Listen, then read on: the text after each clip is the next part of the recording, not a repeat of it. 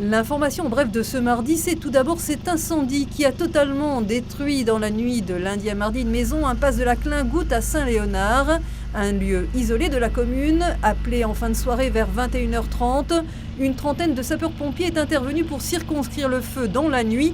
Le sinistre n'a occasionné que des dégâts matériels. La maison était inoccupée et en cours de rénovation.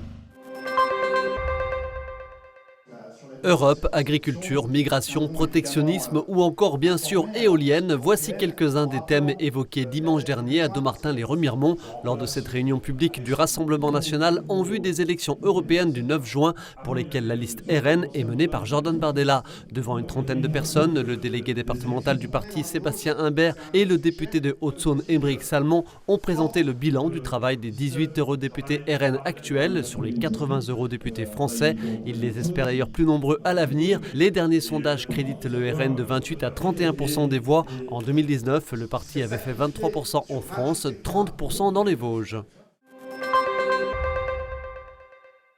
1 millier de jeux sortent chaque année en France et depuis le Covid, leur retour en force se maintient. 12e édition du festival Jeux et compagnie les 8, 9 et 10 mars au centre des congrès d'Épinal. Un événement présenté par l'équipe organisatrice de l'association Place aux Jeux ce mardi. Aux visiteurs de jouer donc, ils étaient plus de 16 000 l'an passé. Cette année, ils pourront s'initier une fois encore à une multitude de jeux classiques, de cartes ou de plateau, jeux de figurines ou jeux anciens, mais aussi participer à des escape games et des jeux de rôle. Parmi les nouveautés, la remise du Caméléon d'or, trophée des plus belles illustrations, et le défi du Game Jam qui permettra à une équipe de s'essayer à la création d'un jeu.